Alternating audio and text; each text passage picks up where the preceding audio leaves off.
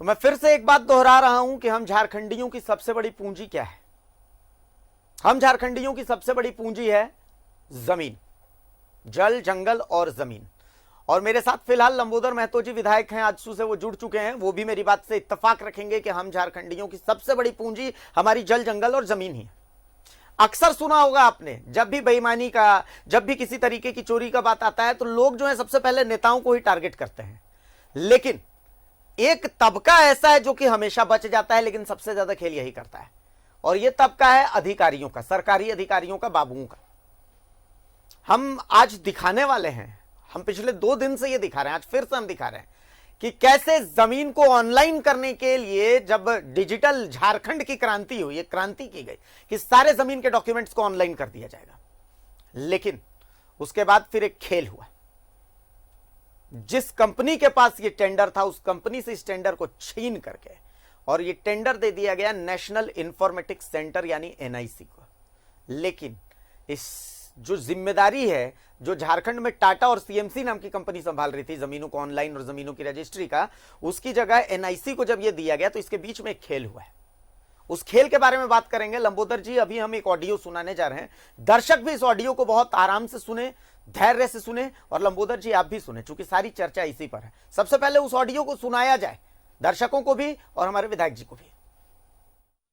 Story line का जो main underline है वो ये है कि मतलब लैंड ऑफिसर और रजिस्ट्रेशन ऑफिसर मिलके मिली भगत में आदिवासी जमीन का काफी हेराफेरी किया। यही है इसका कोर। अच्छा, कैसे? मतलब आपका जो न्यूज चल रहा है, जो उस न्यूज का जो कोर एसेंस है वो है कि लैंड अधिकारी मतलब सीओ सीआई ये सब, और दूसरे तरफ रजिस्ट्रिंग अधिकारी, ये दोनों का तालमेल से काफी जमीन का घपला हो गया, जिसमें आदिवासी जमीन का काफी मेन चीज है। अगर आप इसको हिस्टोरिकल पर्सपेक्टिव में देखें तो रांची रजिस्ट्री ऑफिस की 2090 के आसपास का जो रिकॉर्ड गायब हुआ था, उसका एक केस जो के सोम ने दबा दिया, फाइल को सीबीआई में हैंडओवर होने से बचा दिया जब संतोष वहां पे पोस्टेड था। अच्छा। नए ग्रुप ऑफ ऑफिसर्स जिन लोग की बहाली करीब मेरे याददाश्त में जहां तक है 2013-2014 के आसपास हुई थी जी, नहीं 2011 के आसपास हुई थी। तो इन लोगों का गोष्ठी अब आज के दिन में इन लोगों ने इस पूरी चीज को मैनूवर कर रहा है। अच्छा, ठीक है ना। तो करने में इनको जो चीज सबसे ज्यादा इन लोग का सबसे पहले टारगेट था कि जो व्यवस्था बनी हुई है आर.एस. शर्मा के जमाने से जी, रामसेवक शर्मा को से परिचित है ना, झारखंड के हैं जी जी। रामसेवक शर्मा जी के समय 2003 में हम लोगों ने सबसे पहले डिजिटाइजेशन किया था लैंड रजिस्ट्रेशन का। ठीक है ना। 2005 में 2005-06 पे टाटा की कंपनी को बुलाया गया, जिसका मैं ही पार्टनर था। सीएमसी का मैं मेन पार्टनर था जी। ठीक है।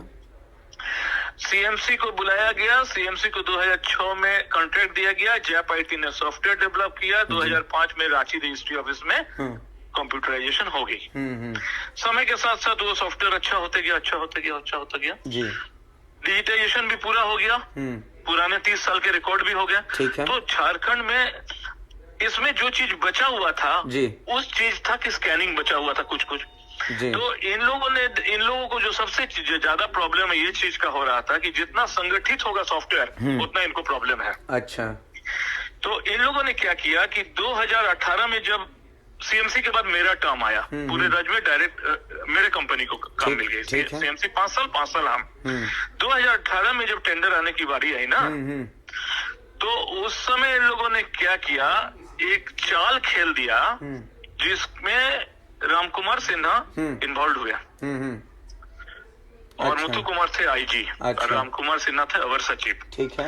उन्होंने ये एक आर्गुमेंट दिया कि भू मॉडल में क्यों काम दिया जाता है, सो संसाधन डिपार्टमेंट का अपना हो जाए। रामकुमार सिन्हा को ये बात खूब भाया क्योंकि वन टाइम परचेज था। ठीक है। तो 12-13 करोड़ रुपए का परचेज का उनका इंटरेस्ट था। अच्छा। ठीक है, हो गया। सॉफ्टवेयर किसका हो गया, जैप को भगाना पड़ेगा, नहीं तो जैप डेटा सेंटर तो जैप के पास है। बिल्कुल। कुछ भी करना पड़ता है तो सलाह जैप के लोगों को कॉन्फिडेंस लेना पड़ेगा। हाँ बिल्कुल, है ना। कुछ हेराफेरी करना है आपको डेटा में, अगर आपका अपलोड किया हुआ पीडीएफ को बदल देना है, 11 एकड़ को 111 एकड़ कर देना है, मंधु राव की जगह पे मंधु राव का नाम डलवा के अपलोड कर देना है फिर से, तो ये सब तो हो नहीं रहा है, जैप के पास डेटा है। बिल्कुल। तो इन लोगों ने एक नया सगुफा छोड़ा कि हम लोग क्यों नहीं एनआईसी का सॉफ्टवेयर ले लें। अच्छा ठीक है। जैसे होता है ना कि आप एनआईसी का सॉफ्टवेयर ले लिए तो सरकार की सॉफ्टवेयर है, साला उसका कौन ऑडिटर कौन सिक्योरिटी, एनआईसी है भाई। एनआईसी तो एनआईसी होती है बिल्कुल, ना। बिल्कुल, जैसे अगर माने आप हमको काम दीजिएगा, अगर टाटा की कंपनी को भी काम दीजिएगा तो भी मैं कहीं ना कहीं अकाउंटेबल हूँ। एनआईसी तो कोई अकाउंटेबिलिटी किसी को जवाब देने की जरूरत ही नहीं। अधिकारी भी बड़ी और एनआईसी भी बड़ी। आनंद फानंद में लोग उस समय 2018 में पूरे भारतवर्ष में कहीं पे भी एनजीडीआरएस नहीं इम्प्लीमेंटेड था एक्सेप्ट पंजाब। तो इन लोगों ने आनंद फानंद में एनजीडीआरएस का सॉफ्टवेयर को लागू कर दिया। अच्छा, ठीक है। सिर्फ पंजाब में ये लागू था, है ना? सिर्फ पंजाब में लागू था। पंजाब में भी बहुत परेशानी थी, है ना। लेकिन इन लोगों ने आनंद फानंद में यहाँ लागू कर दिया। ठीक है। 3 अहम मुद्दा है इसमें, देखिए 3 बहुत अहम मुद्दा है। पहला मुद्दा क्या है, बाकी तो बहुत मुद्दे हैं, टेक्निकल मुद्दे बहुत है। 3 जो आपके लैंग्वेज में आप समझ सके, वो 3 मुद्दा क्या है कि 2008 से लेके 18 तक सीएमसी का 5 साल और हमारा 5 साल, हम लोग का सबसे पहला दायबद्धता था कि हम लोग को 45 मिनट के अंदर रजिस्ट्री खत्म कर देना था। ठीक है। अब क्या हुआ, एनजीडीआरएस में समयबद्धता का कोई ट्रैकर नहीं है। तो अब मानिए आप अभी रजिस्ट्री कर रहे हैं, डॉक्यूमेंट आपके ऑफिस में अंडा पार रहा है, शाम तक अब डॉक्यूमेंट का हेरा फेरी कर दिया, दूसरा पन्ना को गायब करके दूसरा पन्ना लगा दिया, अपलोड। तो हम लोग के समय में क्या था कि हम लोग की समयबद्धता की एक जवाबदेही थी। अगर हम समयबद्ध रूप से नहीं देते थे तो हमारी कटौती होती थी। अच्छा ठीक है। पब्लिक भी इस चीज के लिए आदी था कि हमको 45 मिनट में मेरा डॉक्यूमेंट मिल जाएगा। ठीक है। तो जब समयबद्धता इससे हट गया तो आपको हेरा फेरी का एक मौका यहाँ पहला लग गया। दूसरा चीज क्या है कि डेटा आपका कहाँ पे जाके संधारित हो रही है। पहले डेटा संधारित होती थी जैप आईटी में, राज्य के डेटा सेंटर, मतलब झारखंड में जी। अभी डेटा कहाँ संधारित हो रही है, पूना में एनआईसी के क्लाउड में। देखिए जब आप एनआईसी के क्लाउड की बात करेंगे तो फिर वही बात हो जाएगी कि एनआईसी है भाई, कैसे आप एनआईसी की सिक्योरिटी पे क्वेश्चन कर सकते हैं। मेरा तर्क एनआईसी की सिक्योरिटी पे नहीं है, उनके व्यवस्था पे नहीं है। मेरा तर्क है कि उसकी एक्सेस किसके पास है। सर्वर तो मानिए आपने बहुत सेफ जगह पे रखा है, लेकिन एक्सेस तो आपने राज्य के बाहर का किसी आदमी को एक्सेस दिया ना पूना में। तो पूना में कोई आदमी है तो वो दूध का धुआं होगा, कोई जरूरी कोई गारंटी नहीं है। यानी कि करोड़ों रुपया का घपला यहाँ कर सकता है, करोड़ों रुपया का है, आप जान रहे जमीन करोड़ों रुपया का चलता है। तो वो आदमी के लिए क्या है, प्लेन में जाएगा, पूना में बैठेगा, बोलेगा अरे इसको घपला कर दो, हो गया। अब क्या है, पहले क्या था 10 साल तक जो हम लोग रजिस्ट्री करते थे तो उसकी दूसरी कॉपी जिल्द में मढ़ के देते थे ऑफिस में। अच्छा ठीक है। वो दूसरी कॉपी का प्रिंट होने का सिस्टम खत्म हो गया 2018 में। अच्छा। तो अभी क्या है कि मानिए आपने कोई रजिस्ट्री की और 6 महीना बाद आप उसकी सर्टिफाइड कॉपी लिए, मानिए कि आपको बैंक में मॉर्गेज करना है। ठीक है। इस बीच में आपकी उस रजिस्ट्री को किसी ने नहीं देखा क्योंकि दूसरी कॉपी ऑफिस में नहीं गई। हाँ ठीक है। कोई अधिकारी के नीचे बाबू रहता है, सब कोई रहता है, वो लोग सर्टिफाई करता है कि ये ट्रू कॉपी है। हाँ, ये रजिस्ट्री हुई है, ये ट्रू कॉपी है। ट्रू कॉपी है, उसके पीछे ठप्पा लगता है जी। तो ऐसा कोई मैनुअल चेक नहीं हुआ। 6 महीना बाद जब आप सर्वर से निकाले तो सिंगल कॉपी के बेसिस में निकाले, सिंगल कॉपी, और उसमें दिखा कि आपका 6 पेज के अंदर में किसी एक पेज के अंदर में किसी एक वर्ड चेंज है। हो सकता है कि आप खुद भी नहीं जानते कि चेंज हो चुका है। बिल्कुल बिल्कुल बिल्कुल, ठीक है ना। तो पहला चीज है कि दूसरी कॉपी बंद हो गई और डेटा जो है राज्य के बाहर एनआईसी में संधारित होने लगा। बिल्कुल। तीसरी बात है कि आप एनआईसी को इस पूरे डेटा के लिए भाड़ा देने लगे।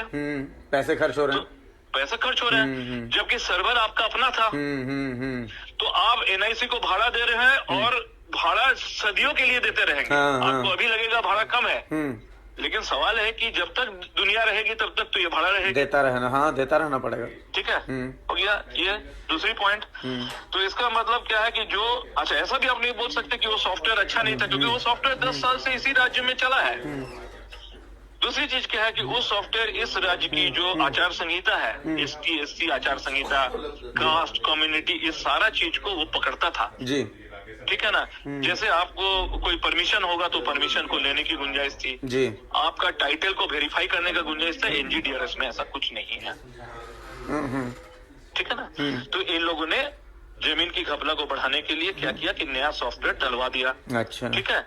दूसरी चीज, वो पहले जो 10 साल से जो सॉफ्टवेयर चलती थी वो केवल ऑफिस में बैठ के आप रजिस्ट्री कर सकते थे, क्योंकि वो इंटरनेट में नहीं चलती थी जी। वो केवल झारनेट में चलती थी। झारनेट जानते हैं ना, झारखंड का अपना जो इंटरनेट था, झारखंड का जो अपना स्वान है उसमें चलती थी। तो झारनेट तो आपके घर में बैठ के नहीं चलेगा ना, झारनेट का जहाँ नोड है। तो यहाँ क्या हो गया कि आप रातों दिन रजिस्ट्री कर सकते हैं, या कोई बड़े बाहुबली है या किसी के साथ वो मतलब मिले हुए हैं, तो चलिए भाई हम लोग बैठ के कहीं होटल में बैठ के आपका रजिस्ट्री कर देते हैं, जो हेरा फेरी करना वो भी अच्छा, कर देते हैं। कहीं से भी हो सकता है? अरे भाई इंटरनेट में चल रहा है ना। हाँ, पहले वीपीएन पे था। पहले VPN में था।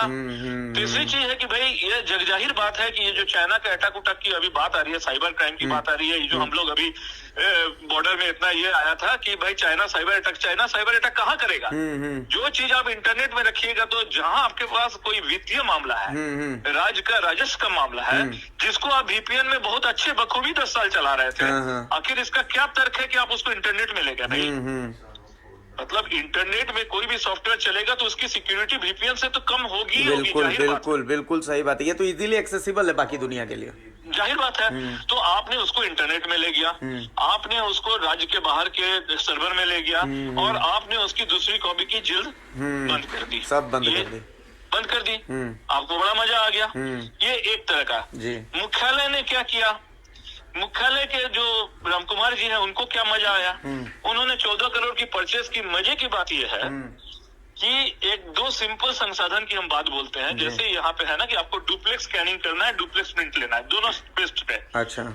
तो 10 साल से जो टेंडर स्पेसिफिकेशन के मुताबिक हम लोग सामान देते रहते थे, यहाँ तक कि उस स्पेसिफिकेशन का भी नजरअंदाज कर दिया कमाने के चक्कर में। तो आज जो कंप्यूटर जो संसाधन ऑफिस में उपलब्ध कराया गया वो सिंपलेक्स प्रिंटर है। अच्छा।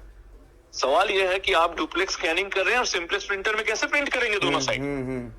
कर सकेंगे? नहीं कर सकेंगे। ये तो टेक्निकल बहुत इशू है, मतलब इसके बारे में तो बहुत आम लोग तो बिल्कुल समझ भी नहीं पाएंगे। सामान अफरा तफरी में अपना खरीद के। अच्छा, एक बात बताइए मेरे को कि इसमें के सोन की, मतलब चूंकि मैं आज तक जानता हूं कि के सोन बहुत ईमानदार आदमी है, ठीक है, उनकी क्या भूमिका है इसमें?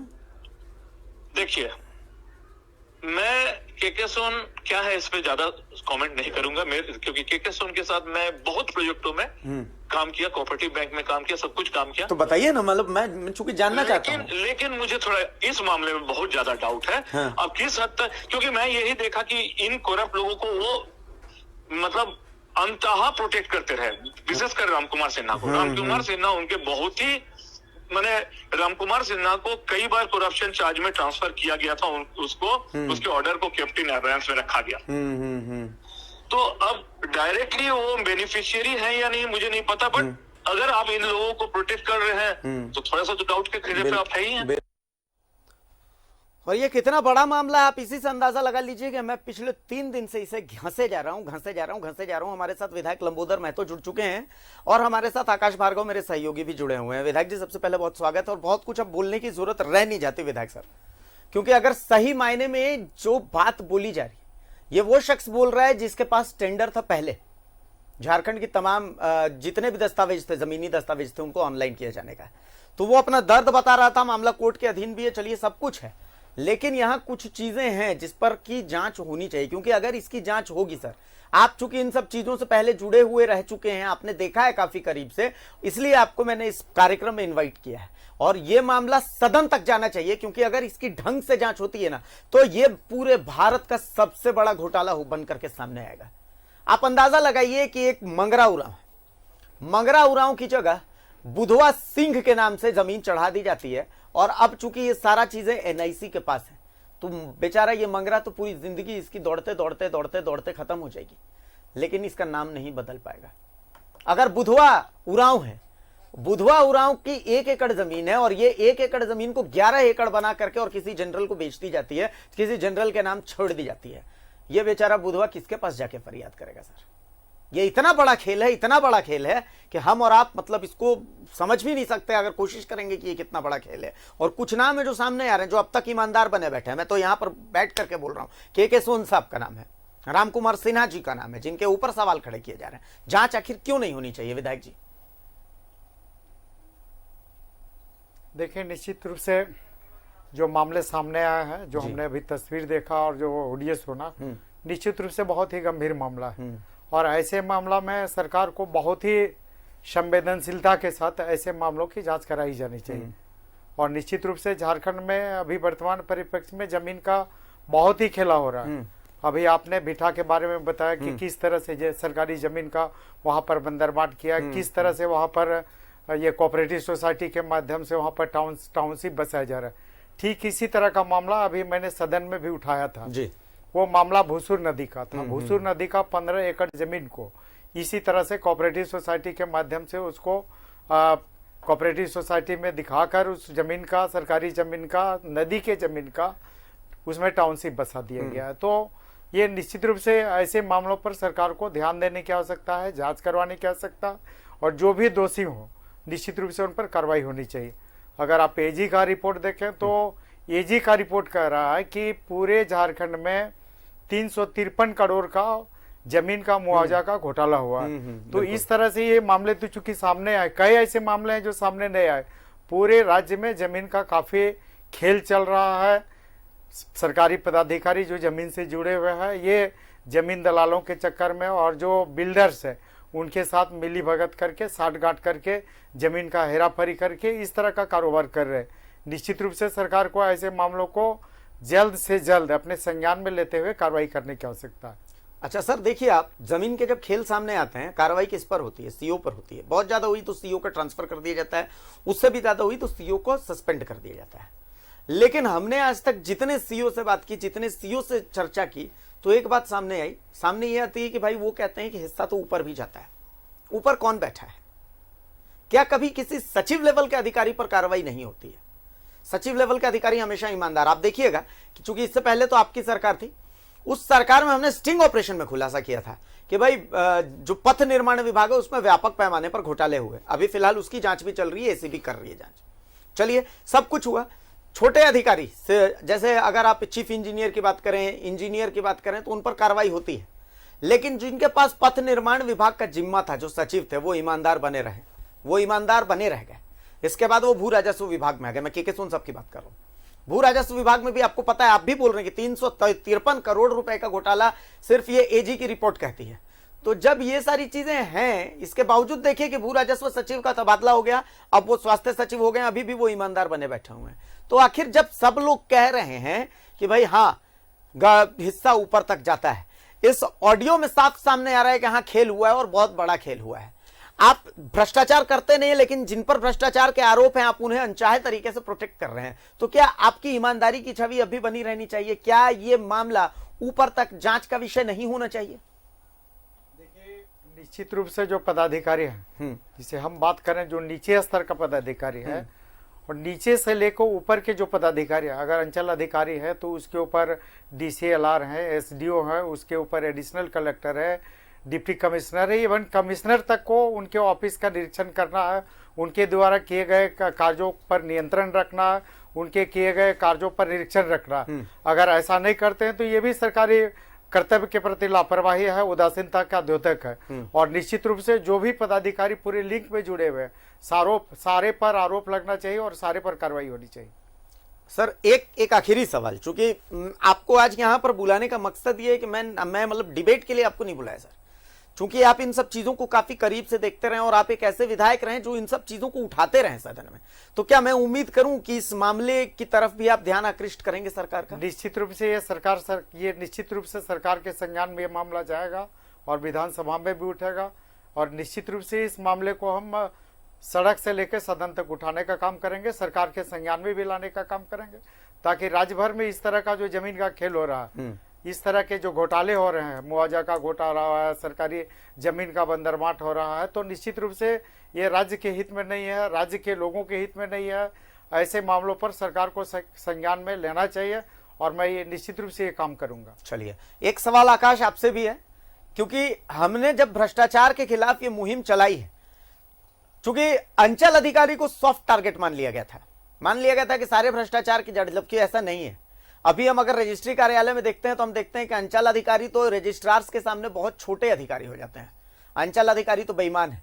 जब रजिस्ट्रार के ऊपर हम और ऊपर सचिव लेवल पर जाते हैं तो हम देखते हैं कि ना रजिस्ट्रार तो बच्चे हैं, ये तो सचिव लेवल से खेल होता है, ये ऊपर तक खेल जाता है और पता नहीं ये खेल कहां कहां तक जाता है। अब जब हम ये रजिस्ट्रार्स के कार्यालय में व्याप्त भ्रष्टाचार का खेल और एनआईसी का ये जो गड़बड़ी, ये झाला ये दिखा रहे हैं, तो अब आप देखेंगे कि रजिस्ट्री कार्यालय में रजिस्ट्री लगभग बिल्कुल 1 या 2 चल रही है, ज्यादा रजिस्ट्री हो नहीं रही है। अक्सर आप जाइएगा तो कहा जाएगा कि या तो सर्वर डाउन है या फिर कोई और बहाना कर दिया जाएगा। तो क्या इस तरीके से कब तक चलेगा आकाश?